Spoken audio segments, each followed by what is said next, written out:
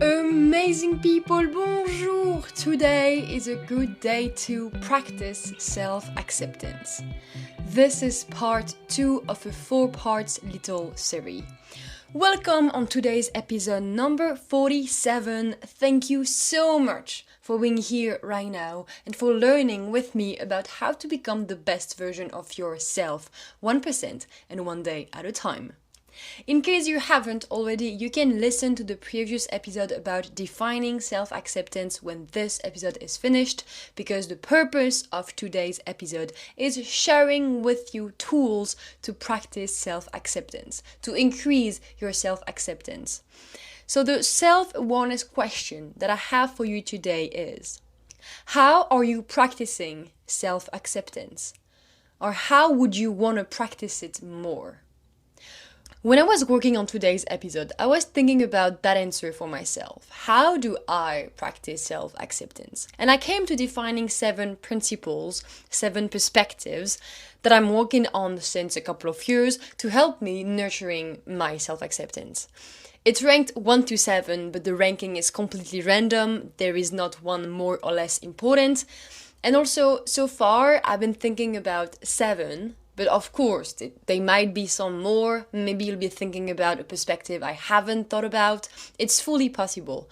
But just before diving into these 7 principles, I want to address that practicing self-acceptance is a mental practice. For me, it's more about training your thoughts, training your self-talk to help you building a perspective switch. Whereas self-love, on the other hand, is also a mental practice, but it's also linked with the actions you will make. So of course, we can be improving our self-acceptance and our self-love at the same time. And I'll release an episode about self-love, but practicing self-acceptance is really about practicing that perspective switch about yourself and the world and your environment. For me, is about training your thoughts to have a sort of airplane view when you're in a situation triggering your self-esteem, in order to start seeing that triggering situation from a different perspective. So now, ladies and gentlemen, the 7 principles are the following ones. Number 1, be okay if people don't like you. Because that's really okay. Don't aim to get everybody's approval about what you do, what you think, what you wear, what your goals are. If you're in a group of friends or if you play a team sport, you do not have to be best friend with everybody in the group. If you post something on social media and some people criticize it, let them talk. Don't aim for everybody to like you because you don't even like everybody. And that's really okay. Find your people and focus on them. Number 2, remember that you are both a masterpiece and a work in progress at the same time. When you're chasing something, you have the right to be proud of yourself even before you've reached your goal. You have the right to be proud of yourself because being proud of you, being satisfied about what you are doing is not just about crossing the finish line. It's mostly about being proud that you are running the race. Regardless what your race is, regardless how it looks like. You can cheer up for yourself in the process like, hey, I'm running the race. I'm proud of me. I'm not there yet, but I'm trying. I'm running the race. I'm giving myself a chance. Don't always get frustrated because you are not there yet. Remember to also give yourself credits for trying and for giving yourself a chance to improve your current situation. Because you can't do more than trying, and so many people won't even try. So remember that you are both a masterpiece and a work in progress at the same time. Number 3, when you look at yourself in the mirror, point out more and more the things you appreciate about yourself, instead of what you hate or you wish you could change. And it doesn't have to just be physical things. You can mention your values or your actions or your perspective of things. What are values you are proud of embodying? Or what are values that you like about yourself? because that is so important too, even more than the physical things, because the physical things fade with times, but the value, what is within, doesn't. And it might be cheesy, but it's a game changer for your mental health. So what is at least one thing, mental or physical, that you appreciate about yourself? You can even write it all down. Next time you're in the bathroom brushing your teeth, think about that.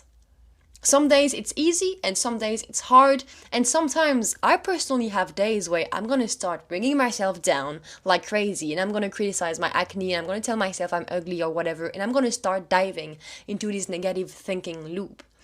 And then after a while I stop myself and I'm like, wait, no. These thoughts are not helping me protecting my peace of mind and my mental health. I do not want to think these thoughts. So I'm gonna stop that right now, and I'm gonna remind myself of some things that I appreciate about me. And these moments of bringing yourself down and then back up again totally fits into training your mind to create a perspective switch to increase your self-acceptance.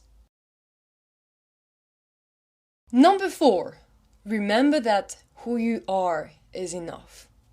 I will release very soon a podcast episode about that to share more insights about this point, but this is so important. At the core of so many thoughts we have, insecurities we have, decisions we take, actions we make, lies that fear we all feel at times of not being enough. And I promise you that who you are is enough simply because you are you.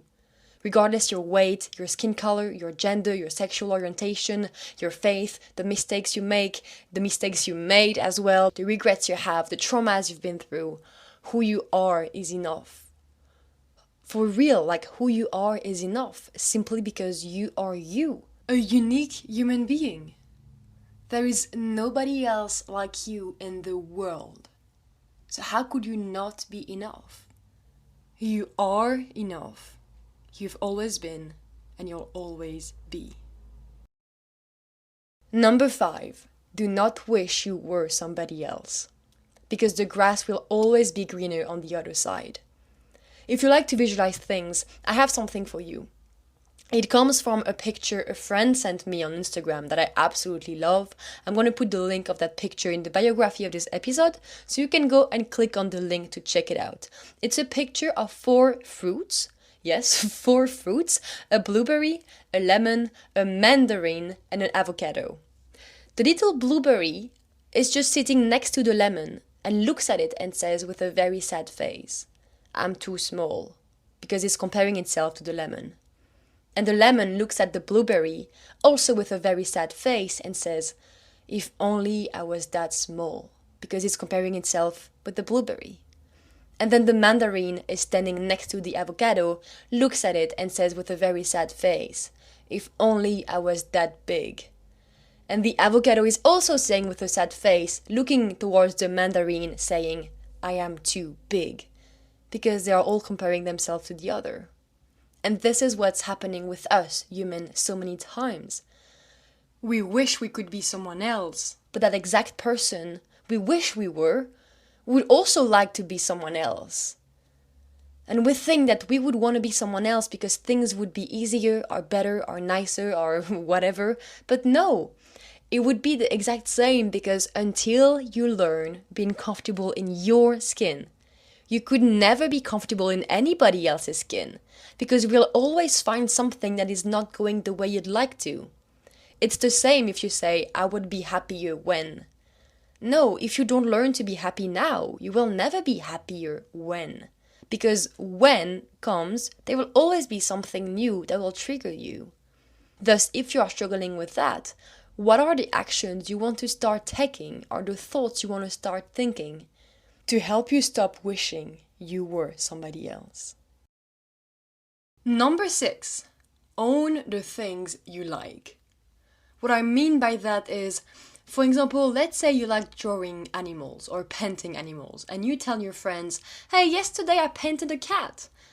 And the reaction is, whoa, you painted a cat? Like you paint or you draw? And you paint animals? Like that is so lame, that's stupid.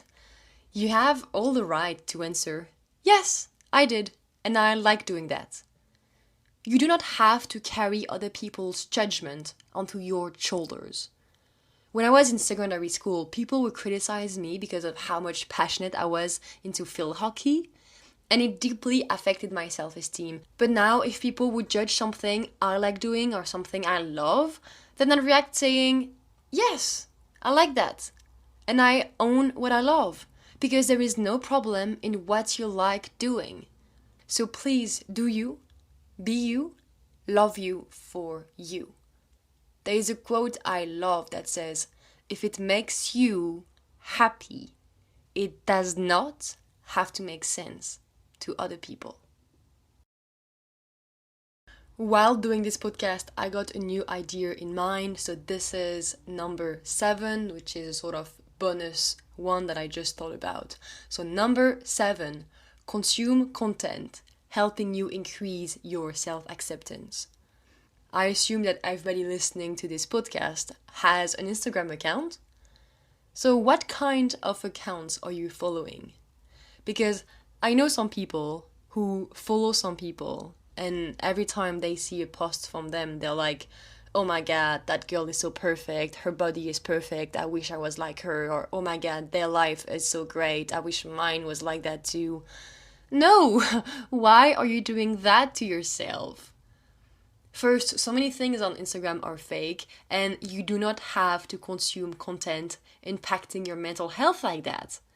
You have the right to unfollow some quote-unquote unhealthy accounts on your social medias that is completely destroying your self-acceptance and make you feel terrible about who you are and the life you have.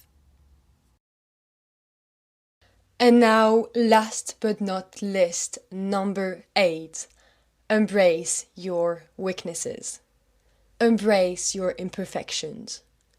For this last principle, I want to read you an extract from a beautiful book that I highly suggest you to read in order to help you consume content to increase your self-acceptance. It's called Love for Imperfect Things: How to Accept Yourself in a World Striving for Perfection.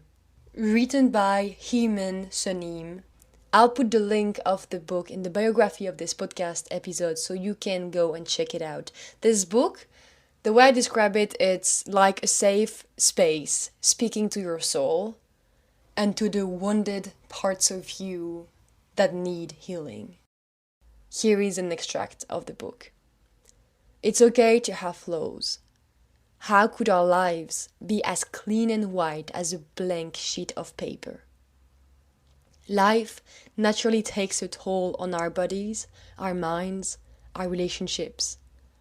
Rather than choosing a life in which you do nothing for fear of making a mistake, choose a life that improves through failure and pain. And shout out loud to your struggling self, I love you so much. Voila, champions, that's it for today's episode. Thank you so much for spending some of your precious time with me today. I'm always deeply humbled, honored, and grateful for your presence. I deeply hope that today's episode will be helpful for you in any way. And if you've enjoyed today's episode, then maybe share it with a friend whom you think will benefit from learning about today's insights. Because as you know, we get stronger together and sharing is caring. And in case no one told you today, this sunshine is a reminder that I'm proud of you for being here and for doing the work. It's a reminder that you are loved, you are seen, you are capable, you are valuable, you matter. All your feelings are valid and valuable, and it's a reminder that who you are, again, is enough. Please take good care of you and of your mind and of your life and of other people as well, because we are in this together. I wish you to have a great day, but if for whatever reasons you cannot have a great day, then that's okay. Just have a day, because that's great too. Today is a good day to practice self-acceptance, and you matter, and I believe in you. Okay, bye now. You're amazing!